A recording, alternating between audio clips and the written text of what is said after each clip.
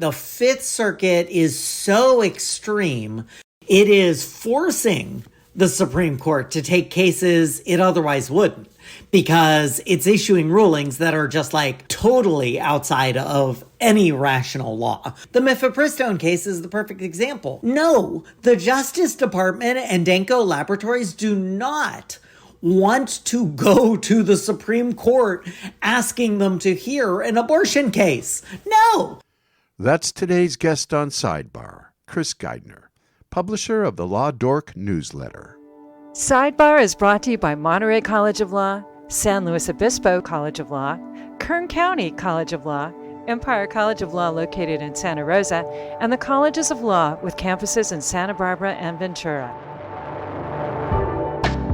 Welcome to Sidebar, discussions with local, state, and national experts about protecting our most critical individual and civil rights. Co-hosts, Law Deans Jackie Gardina and Mitch Winnick. Mitch, throughout this past month, we were waiting on pins and needles for 9 unelected individuals with lifetime appointments to make life-altering decisions for millions of people. Alexander Hamilton famously wrote in the Federalist Papers that the judiciary is the weakest of the 3 branches of government. And as we discussed in an earlier episode with Steve Bladdock, author of The Shadow Docket, it was the weakest branch. No one initially wanted to even serve as a justice. Oh, how times have changed. Jackie, as we consider the current role of the U.S. Supreme Court, I certainly won't disagree with those who believe that the current conservative majority on the court is on a politicized mission to reinterpret the Constitution through a specific cultural and religious lens.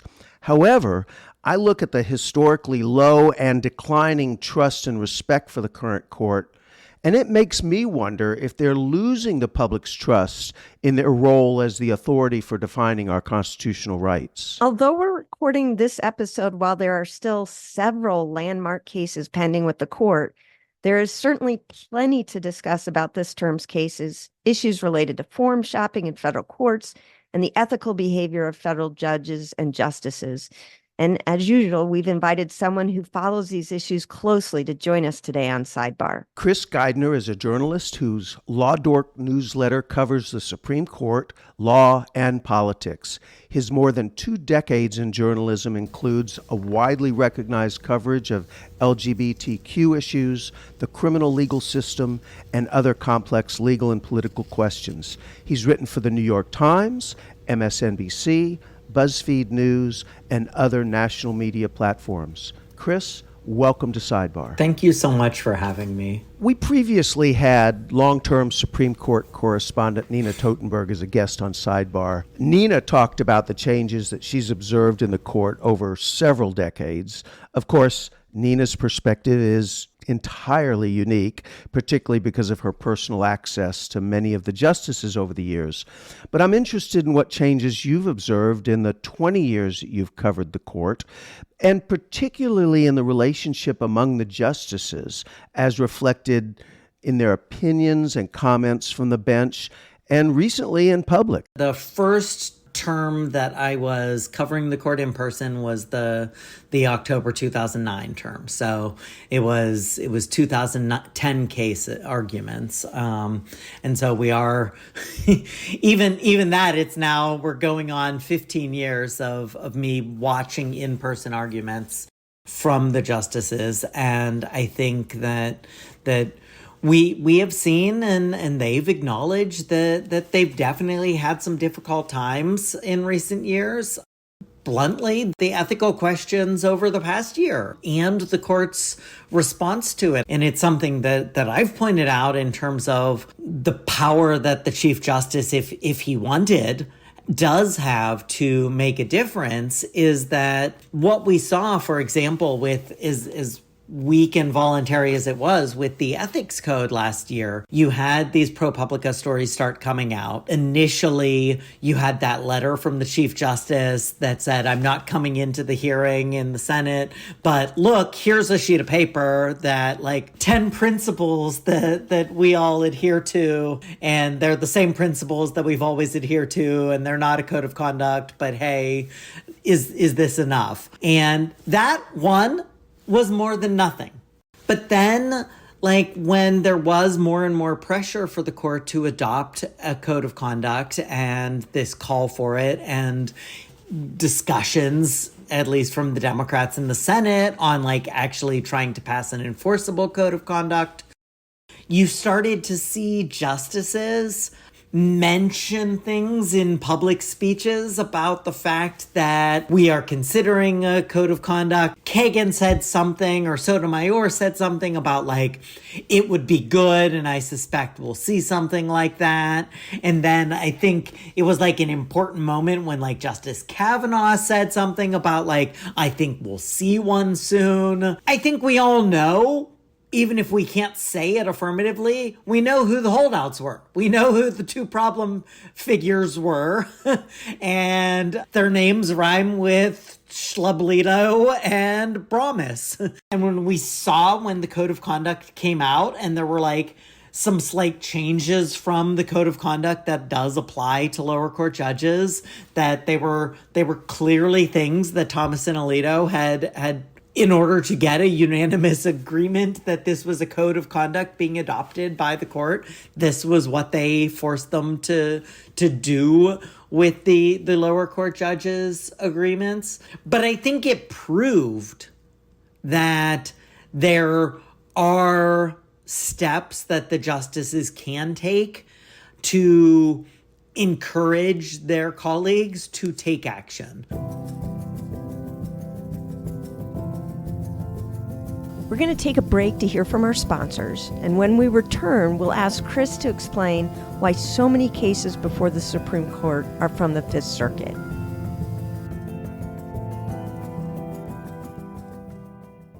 At Monterey College of Law, our students aim to positively impact their communities after graduation. Having been a law student, I'm really loving getting to come back and be a teacher at the law school, because I really look forward to helping law school students as they navigate this very unique and vulnerable time in their life, and how I can help better prepare students as they deal with the rest of their law school experience, the bar exam, and then their eventual career.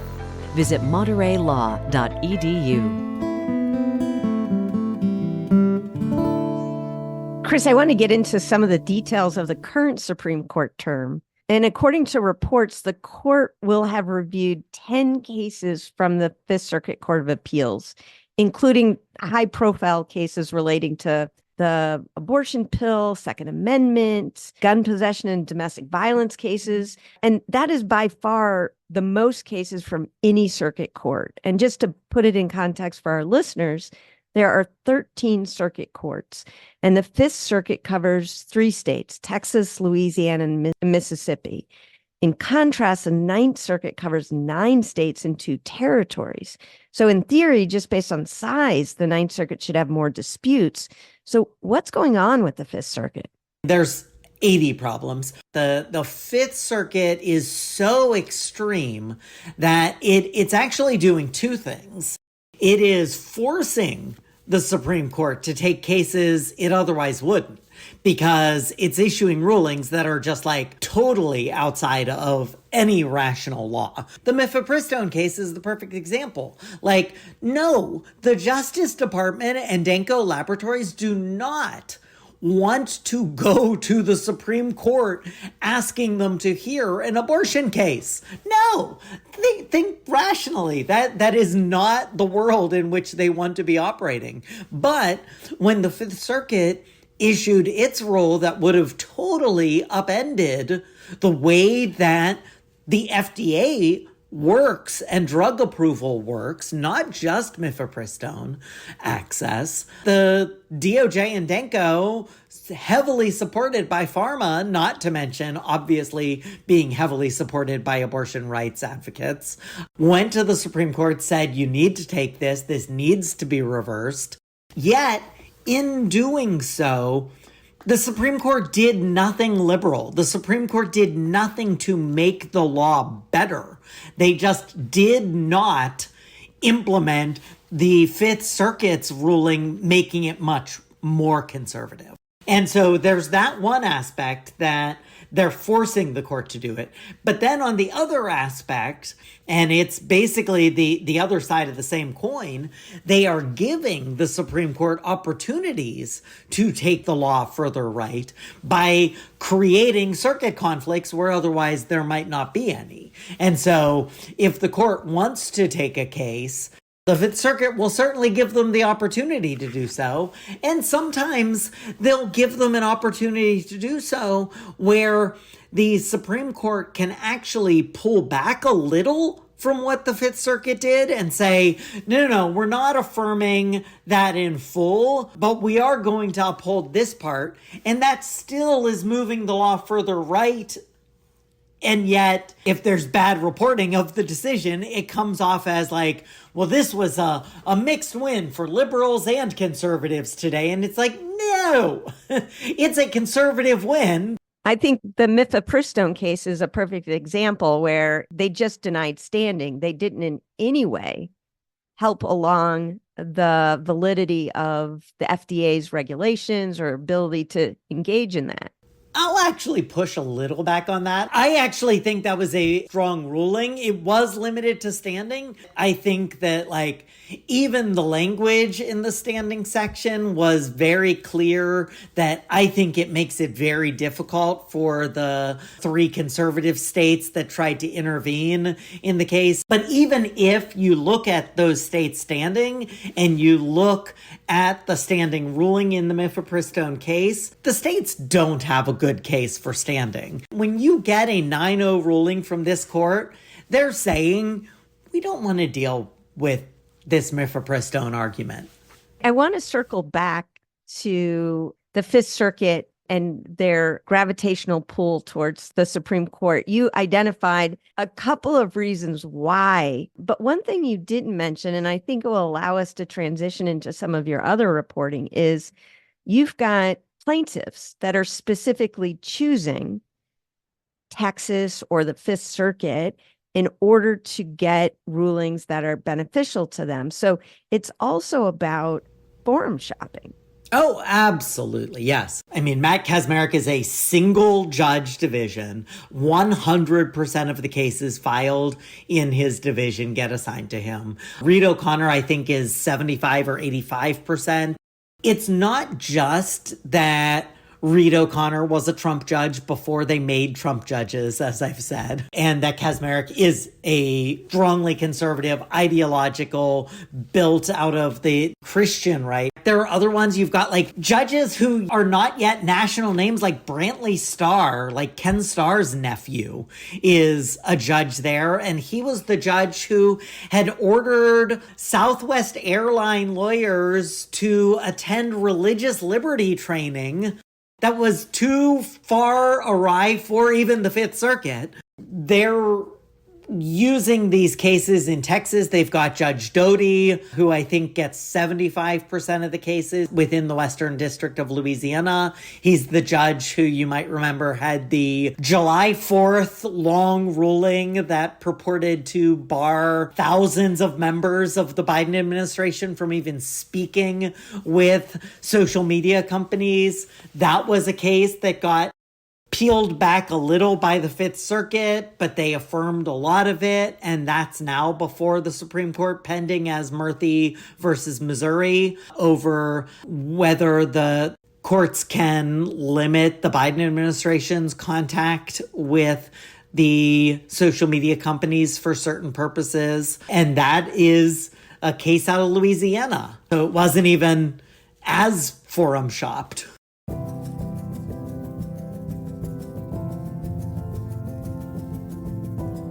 We're going to take another quick break to hear from our sponsors. And when we return, we're going to talk about the very different reaction to forum shopping in Alabama. Kaplan helps thousands of law students become lawyers every year. Prepare to pass your bar exam with personalized prep that fits how you learn best. Choose from a traditional 2-month course, a flexible 3-month course, or semester-long prep, and get your personalized study plan, which includes thousands of realistic questions and unlimited essay grading. No one does bar review like Kaplan. Find the bar review that fits you best so you can score your best. Visit captest.com/bar. That's KAP test.com/bar. Discover how legal trends interact with the wider professional world at the colleges of law. Practicing lawyers and professionals who work closely with the law can advance careers or gain specialized expertise in business operations, entrepreneurship, emerging law, and legal technology. We offer individual courses, professional certificates, or a master in business law and technology degree. Achieve your goals at any stage of your career. Learn more at collegesoflaw.edu.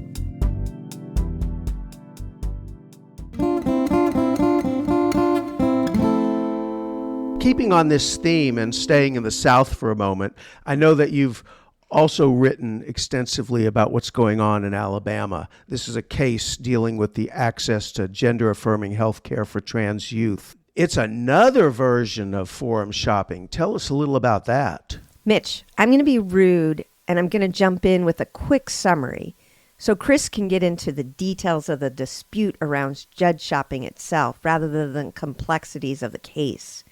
It has a lot of procedural twists and turns in it that Chris has written about in his Law Dork newsletter. In short, Alabama passed a law that banned gender care for youth, like many states had. And like in other states, lawyers filed lawsuits challenging that law. And in Alabama, 2 different sets of lawyers filed 2 different lawsuits on behalf of different plaintiffs. And through a bizarre set of events that, let's just say, are not the norms for how federal courts operate, the cases end up before Judge Lyles C. Burke, a judge that the plaintiffs are certain will not be friendly to their arguments. So, as all good lawyers will do, they came together to strategize on how to best address this development. And well, that's where things get more bizarre. Chris, why don't you pick up the story from there? Then the lawyers for the 2 parties have a call and they're like, what's going on? This is weird. The Alabama lawyers who are on these calls are like, we don't know. This is against practice in the Northern District.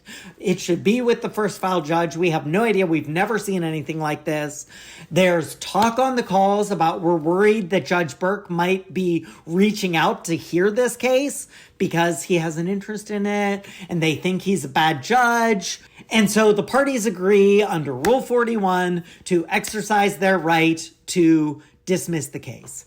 They agree they're going to dismiss the case. They dismiss it. They basically have an understanding. We're going to challenge this law. We'll file another lawsuit. Another lawsuit is filed, I think, Tuesday.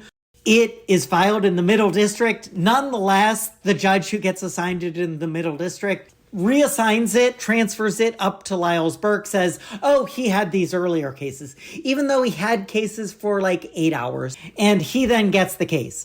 In granting the dismissal of one of those first 2 cases, which they have of right, voluntary dismissal under Rule 41, Burke says in his order, this obviously evinces the possibility that this is judge shopping. And so I'm going to forward this order to the chief judges of all 3 courts in Alabama to let them know about this, and sends it off. The chief judges appoint a 3-judge panel to investigate this. Then the 3 judges assigned embark on a 1.5-year investigation. It's secret. They gag the attorneys to only talk to their counsel. They also sequester the attorneys from each other, even ones who work for the same organizations. They don't give them basically any due process because they say this isn't an adversarial proceeding. It's not handled the way that any like professional misconduct hearings. That's part of the part that it just kind of made my hair stand on end. What you just said was such a key part of this. I couldn't find out where they pointed to any set of rules of procedure, to any kind of a process that this would be okay. They referred to the court's inherent power to oversee happenings in its court. Wow. They continued this. They issued a final report of inquiry. This started out with 39 lawyers. It ended up with 11 who they issued findings of misconduct against. It's remarkable to me still. They then just gave it back to Judge Burke, this judge who had issued the original concerns, because of the fact that he had the current case that was ongoing challenging the ban. There's no sensible reason why he should have gotten it back.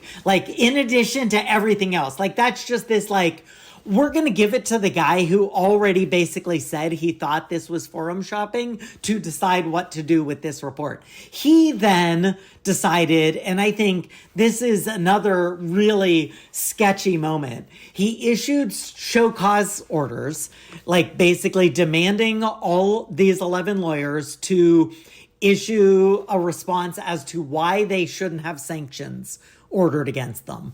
Then, after he issued the show cause orders, but before their responses were due, he issued an order making public the final report of inquiry. So while the lawyers had the threat of sanctions over them, so they're obviously not going to speak out, he then put out into the world this 53-page, no process, improper legal standards report that makes these accusations, including an accusation that one lawyer deliberately misled the panel, to the public. Before I was able to read the 400 pages of responses that they filed, he issued an order that was a new show cause order to 4 of the lawyers, saying that he was demanding that they turn over this Q&A document that had been discussed. And if they didn't do so by the next Monday, they had to show up in court by Thursday to explain why they shouldn't be put in jail. I want to be clear, Chris. That Q&A document was clearly lawyer-client communication. I'm like truly appalled,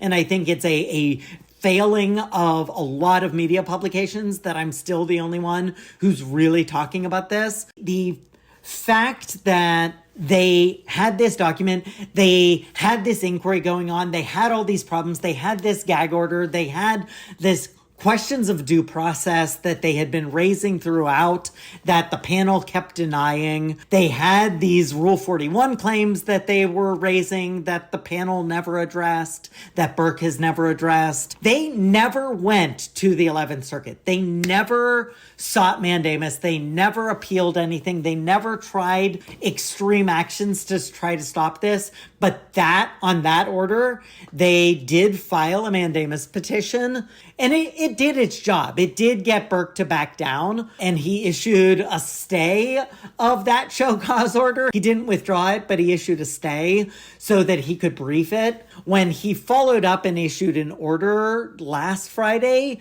he still reached the same conclusion that he should be allowed to get this Q&A document in a ridiculous ruling that found that the crime fraud exception applied that obviated attorney-client privilege for the document. I should be fair to Lyles Burke. I hate even saying that. He did not find that the crime fraud exception applied. He found that there was a prima facie case that it would apply that justified him being able to review the document in camera, which, as you know, means in chambers, but as you also know, means nothing in a case where there's no other party. When a judge reviews something in chambers, it's so that he or she can make a decision before they decide whether or not the opposing party can see it.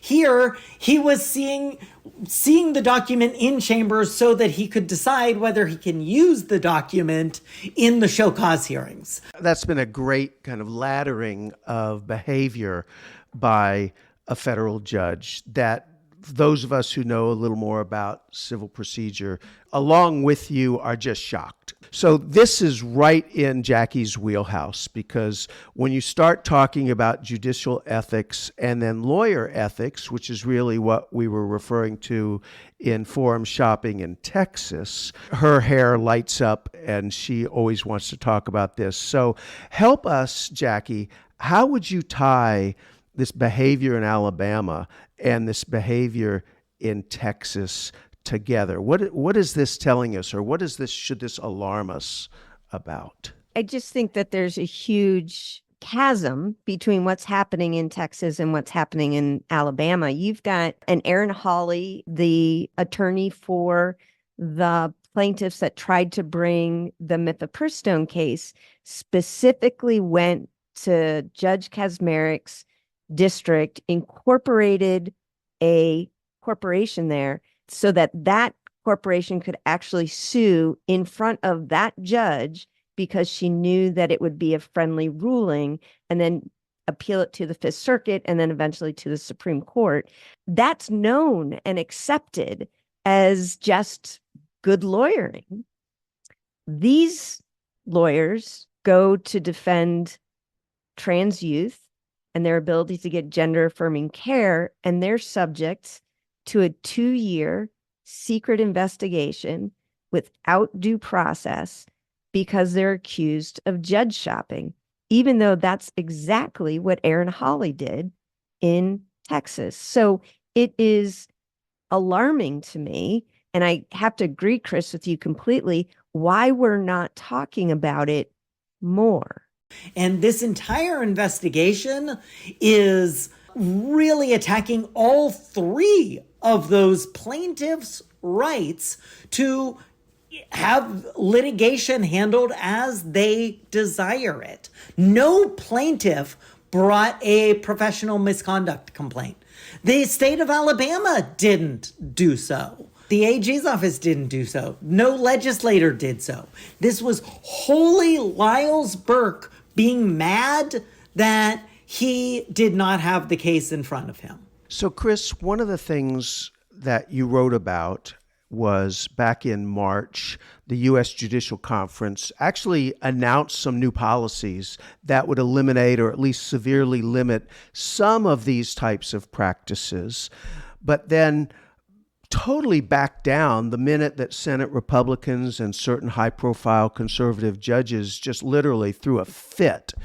So they then took this thoughtful discussion about how to improve the ethics and behavior in front of the federal judiciary and then made it discretionary. Well, that sounds very similar to what the Supreme Court did with its own ethical rules, pretty much making them discretionary. What do you think about the impact of these types of really failures to even publicly structure or regulate some transparent ethical rules? The Northern District of Texas sent a letter and said, we voted no. They just said no. They said thank you, but no. It undermines faith in the judiciary. It undermines faith in the legal system. It undermines a belief that going to court is going to result in any sort of objective judging if you need to bring your case in front of Matt Kaczmarek in order to get the ruling you want. It's one thing when you're in law school and you hear a lot about the idiosyncrasies of state judiciary. I grew up in Texas, and those are elected judges in Texas, and so you do get this very broad diversity of opinions. But we always thought of the federal judiciary, the judges you're talking about right now, as the gold standard. They didn't play these kind of games. The system was more structured. It was far more formal.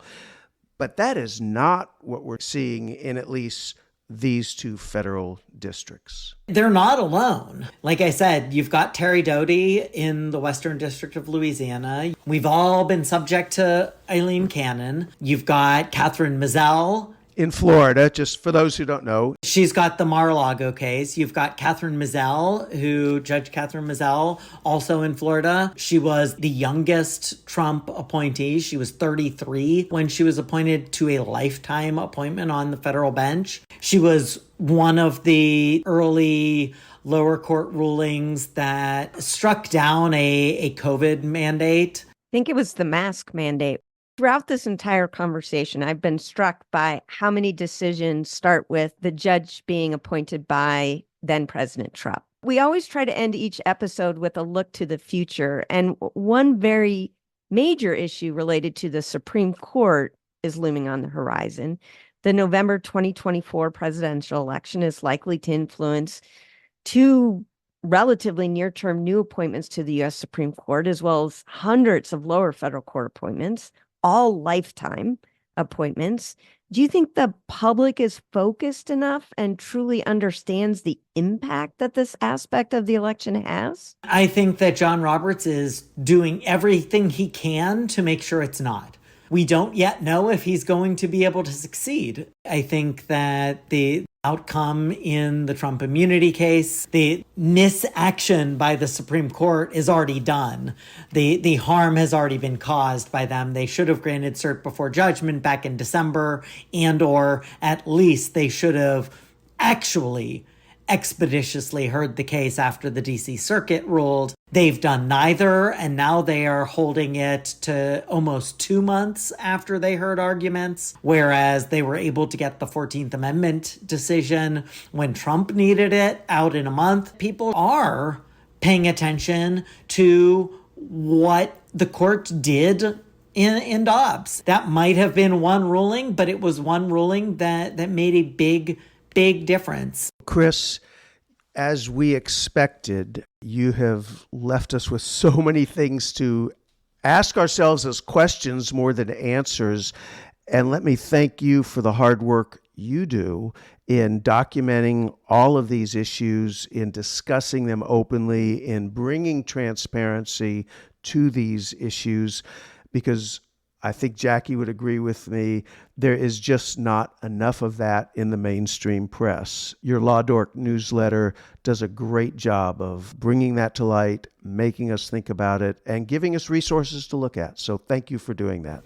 Thank you so much. I appreciate it. Thanks for having me. Thank you so much, Chris.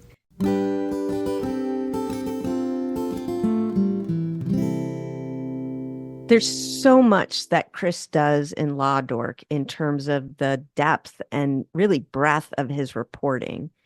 But when I started reading the cases out of Alabama and the idea that these lawyers were being sanctioned for allegedly trying to find a judge that best served their clients. Now, there's lots of questions about whether or not that's what was actually happening.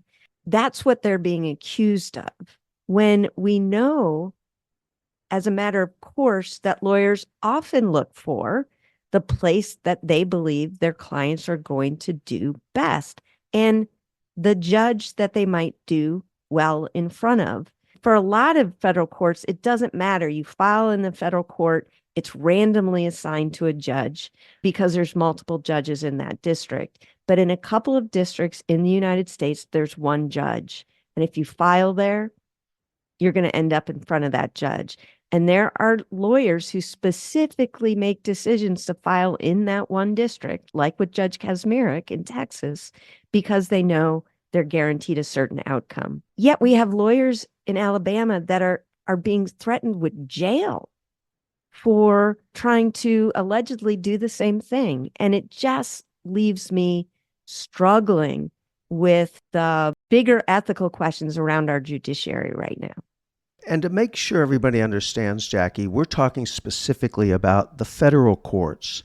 The idea is that there ought to be the same rules across the country on how you bring your cases into federal court, under federal law, under the U.S. Constitution, and there's a similar access to the courts, a similar process for the cases to be heard, appealed, and then brought to the U.S. Supreme Court if that's the pathway.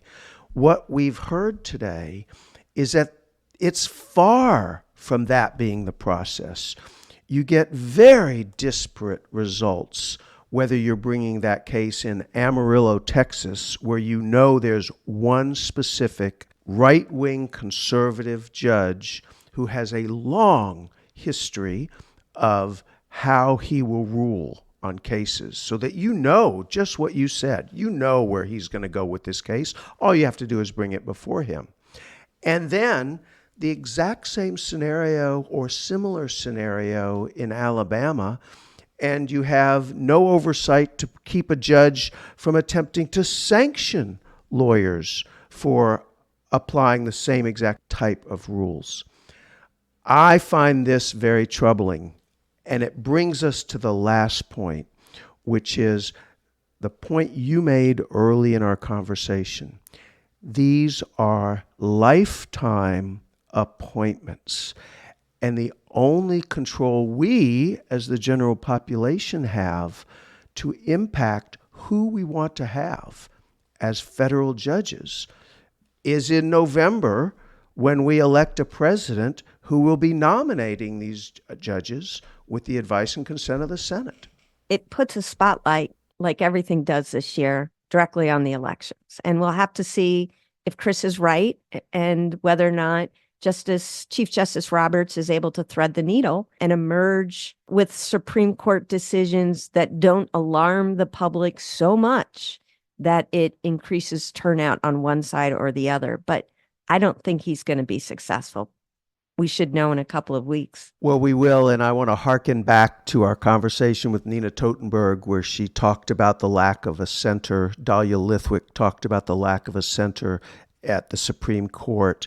Was it Nina or Dahlia who basically said, he doesn't have the votes, so he doesn't have the control? I think we've got a lot to look forward to and a lot to watch out and a lot for everybody to think about as we're getting closer to these November 2024 elections.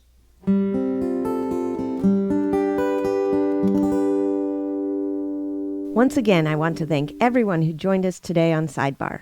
And as always, Mitch and I would love to know what's on your mind. You can reach us at sidebarmedia.org.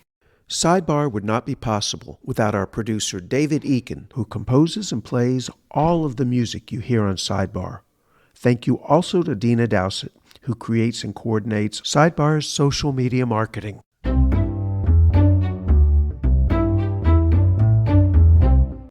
Colleges of Law and Monterey College of Law are part of a larger organization called California Accredited Law Schools. All of our schools are dedicated to providing access and opportunity to a legal education to marginalized communities. For more information about the California Accredited Law Schools, go to calawschools.org. That's calawschools.org.